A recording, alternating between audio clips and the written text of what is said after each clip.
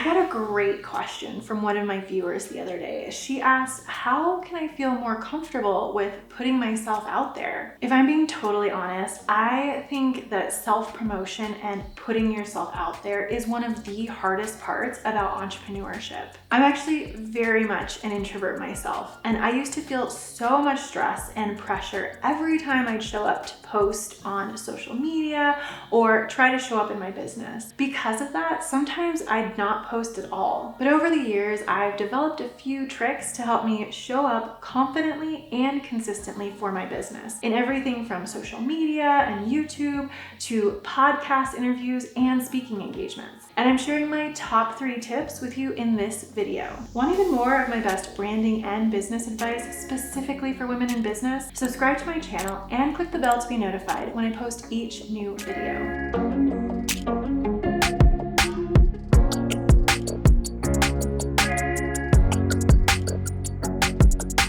I'm Moriah, the founder and creative director of Moriah Riona Branding, where we help coaches, creatives, and service-based female entrepreneurs build high-end luxury brands so they can make more money while pursuing their life's passion. And today, I am sharing my top 3 tips for introverts, how to show up in your business with confidence. Tip number 1. Be genuinely helpful. One of my favorite business books, which has also had a huge impact on me personally, is How to Win Friends and Influence People by Dale Carnegie. In the book, among other great and timeless advice, he shares that one of the best ways to connect with people during conversations is to talk about the other person, not yourself. I think for most of us, the tendency to talk about ourselves, our own lives, and our own points of view is just natural. We're incredibly self-focused, but that's okay because so is everyone else.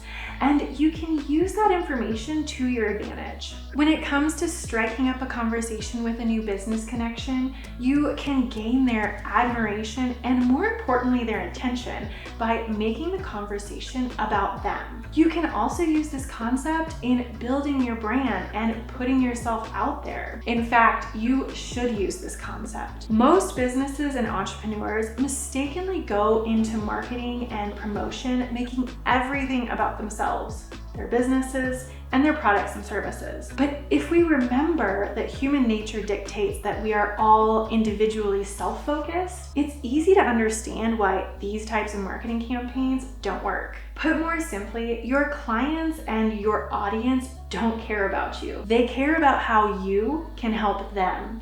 And that distinction is everything. One of the most effective and quickest ways to build your brand is to be genuinely helpful to your audience. You are the expert that has the solution to their problems. Help them solve it. It also takes so much pressure off of you when your main objective is to just be helpful. If you had to give a speech in front of 100 people about either A, how amazing your business is, or B, a simple solution to their biggest problem, which would you choose? I would definitely choose B. You are suddenly transformed from sleazy salesperson to teacher or mentor. Can you feel the difference in energy between those two? If all you're doing is shamelessly plugging your business to anyone who will listen, you build animosity and resentment. If instead you approach your audience with a genuine interest to help, whether they're paying you or not,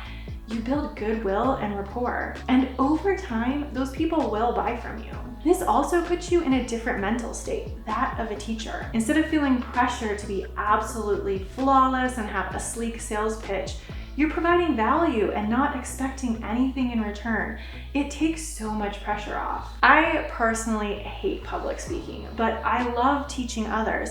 I love helping them and witnessing their aha moments and feeling like I've had a real impact on their businesses and their lives. So every time I'm asked to speak, I approach it with a teacher's heart. And I don't just do this when I'm speaking, I do it with my YouTube videos, blog posts, emails, and social media. So if you're feeling uncomfortable or downright icky about something you're about to post or share, reassess it.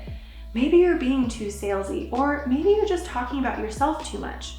turn it around and see how you can make it about them, your audience, and ideally your ideal client. For a deep dive into this concept, including how to figure out your ideal client's biggest problem and help them solve it, check out my 50-page guide, Client Breakthrough. The link's in the description down below. Tip number 2.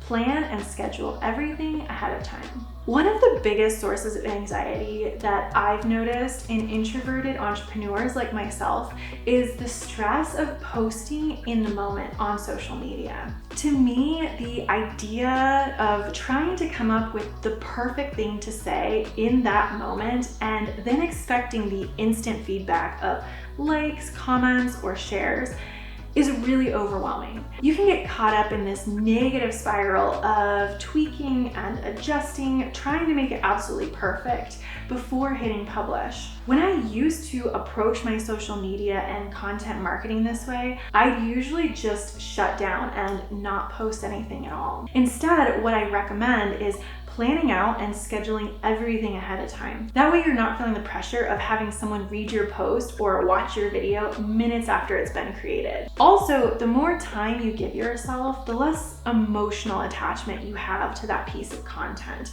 And if it's pre-scheduled, it will be shared with your audience while you're busy doing other things. I do this with almost all of my content now. It's planned months in advance, created and scheduled, so it's running in the background while I'm working on other things. We also do this for our content marketing clients, and I think it's a huge part of why they've seen so much growth since working with us. All of their content is scheduled out in advance as well, so it takes a ton of pressure off of them, when most were just posting in the moment previously. Another added benefit of planning it all out ahead of time is that your overall content marketing will be much more effective. When you post in the moment, it's typically reactionary and not well thought out. However, if you have an overarching content marketing strategy that you're working from, there will be intention behind each post and piece of content. So I'd love to know how many of you post in the moment and how many schedule ahead of time. Let me know by either saying in the moment or schedule ahead in a comment down below. Tip number 3, stay focused on your path. For introverted entrepreneurs like you and me, there are 2 really big issues that can be our downfall. First, shiny object syndrome, and secondly, the comparison trap. And they really go hand in hand. We all know what it's like to be scrolling on Instagram and suddenly see that another entrepreneur in our niche is launching some fabulous new program or service or website or whatever. And suddenly we think 2 things. Oh my gosh, I need to do that too. Hello, shiny object syndrome. And secondly, she's doing that, I'm so behind. Hello, comparison trap. The thing is, whatever she's launching, it was probably planned out months, if not years in advance. Shiny object syndrome and the comparison trap make us incredibly reactionary.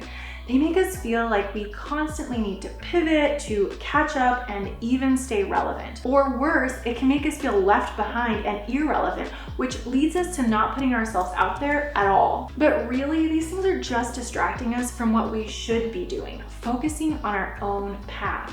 You should have your own plan for your own business, which means you know exactly what you're doing and why.